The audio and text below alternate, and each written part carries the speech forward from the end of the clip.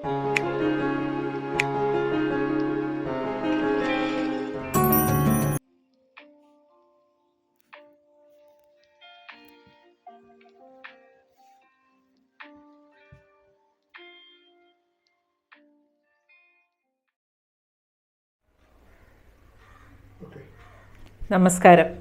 വിളക്കുമരം എന്ന ഈ ചാനലിലേക്ക് ഏവർക്കും സ്വാഗതം.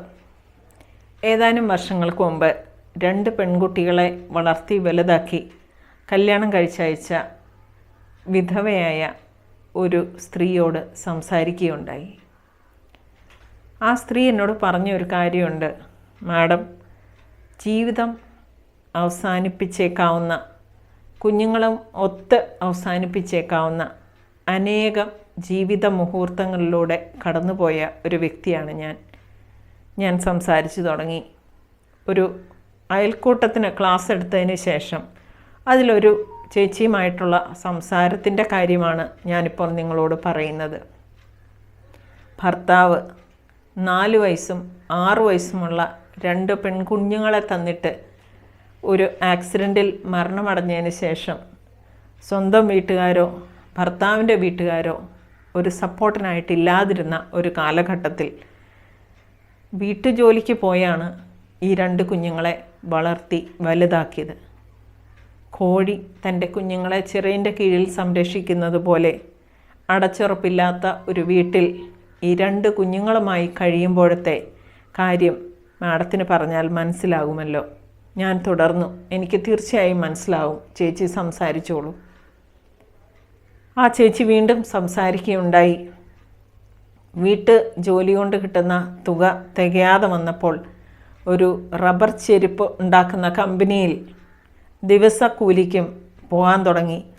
മാത്രമല്ല, ആ ജോലി കഴിഞ്ഞ് വന്നതിന് ശേഷം 2 വീടുകളിലും, ആ ജോലിക്ക് പോകുന്നതിന് മുമ്പ് 2 വീടുകളിലും ജോലിക്ക് പോയി കയ്യും മെയ്യും മറന്ന് അധ്വാനിച്ചു എന്ന് തന്നെ പറയാം. അതുപോലെ ജോലി ചെയ്ത് ഇന്ന് എൻ്റെ ഒരു മകൾ അംഗൻവാടി ടീച്ചറാണ്. മറ്റൊരു മകൾ ഒരു കമ്പ്യൂട്ടർ സ്ഥാപനത്തിലും ജോലി ചെയ്യുന്നു. ഞാൻ ആ ചേച്ചിയോട് പറഞ്ഞു, ചേച്ചി, ഇപ്പം സമകാലികമായ സംഭവങ്ങളെല്ലാം കേൾക്കുന്നുണ്ടല്ലോ. എന്തെങ്കിലും ഒരു ജീവിത പ്രയാസത്തിൻ്റെ മധ്യത്തിലൂടെ കടന്നു പോകുമ്പോൾ ജീവിതം അവസാനിപ്പിക്കാനും കുഞ്ഞുങ്ങളെയും കൂട്ടി ജീവിതം അവസാനിപ്പിക്കാനും ഉള്ള ശ്രമം നടക്കുന്ന ഈ കാലഘട്ടത്തിൽ ചേച്ചി ഇങ്ങനെ പിടിച്ചു നിന്നത് ഏവർക്കും മാതൃക തന്നെയാണ്. ആ ചേച്ചി പറഞ്ഞു, എന്നോട് ആ ടീച്ചർ പറഞ്ഞ ഒറ്റ വാചകത്തിലാണ് ഞാൻ എൻ്റെ ജീവിതം ഇന്നുവരെ പിടിച്ചു നിർത്തിയത്. ഞാൻ ചോദിച്ചു, എന്തായിരുന്നു ആ വാചകം? ടീച്ചർ എന്താണ് പറഞ്ഞത്?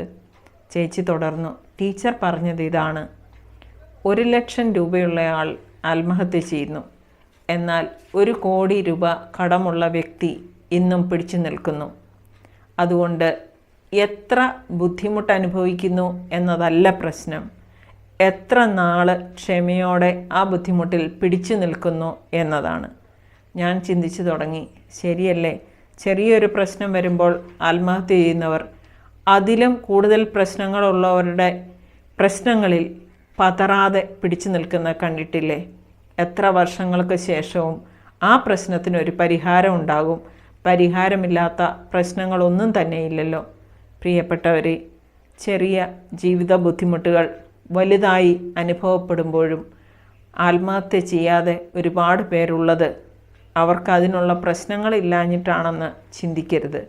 മറിച്ച് ആ പ്രശ്നങ്ങളിൽ ക്ഷമയോടെ പിടിച്ചു നിൽക്കാനുള്ള ശക്തി സ്വരൂപിച്ചതുകൊണ്ടാണ്. നമുക്കെല്ലാം വേണ്ടത് ഇതാണ്. പല കാര്യങ്ങളിൽ ആത്മഹത്യയുടെ വാർത്തകൾ തുടരെ കേട്ടുകൊണ്ടിരിക്കുമ്പോൾ എൻ്റെ ഉള്ളിൽ കൂടെ ഈ ചേച്ചിയും ചേച്ചിയുടെ അനുഭവങ്ങളും ഒരു അനുഭവ പാഠമായി ഇന്നും നിലകൊള്ളുന്നു. പ്രിയപ്പെട്ടവരെ, പിടിച്ചു നിൽക്കാൻ ശ്രമിക്കാം. നമ്മളെക്കാൾ വലിയ പ്രശ്നത്തിലൂടെ കടന്നു പോകുന്ന വ്യക്തികളെല്ലാം ആത്മഹത്യ ചെയ്യാതെ ഇരിക്കുന്നത് പ്രശ്നങ്ങൾ ചെറുതായതുകൊണ്ടല്ല, മറിച്ച് പിടിച്ചു നിൽക്കാനുള്ള ശക്തി സംഭരിച്ചതുകൊണ്ടാണ്. ചെറിയ കുട്ടികളും പ്രായമായ വനിതകളും അല്ലാത്തവരും കടബാധ്യതയിൽപ്പെട്ടവരും എല്ലാവർക്കും പ്രചോദനമായി തീരട്ടെ.